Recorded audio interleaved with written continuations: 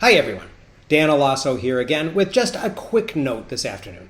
I've been getting my Obsidian graph for my first week's content for my Modern World History class finalized today because school begins tomorrow. And I added some new text and some images. I created some dedicated questions pages that included a section called fact checks and then another one called questions for discussion that I'm going to have the students actually respond to.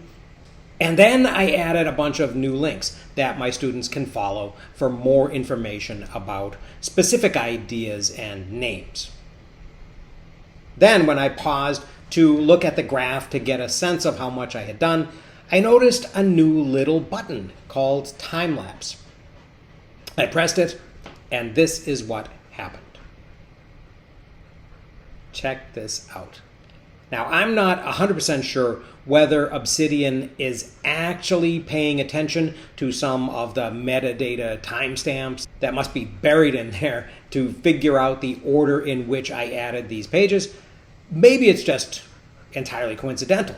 But batches of pages like the hashtags for each student seem to be appearing when I kind of expect them to based on when I put them in today. And then a little bit later, they all get grouped together, which would be what would have happened when I made the page for student names.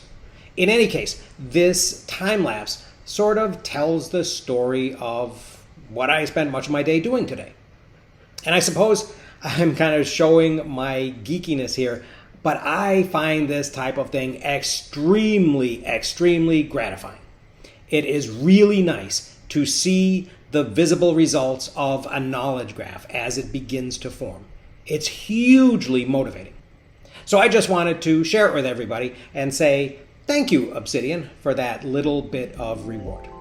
So that's all I have for you this afternoon. Thank you very much for watching, and I will see you again very soon.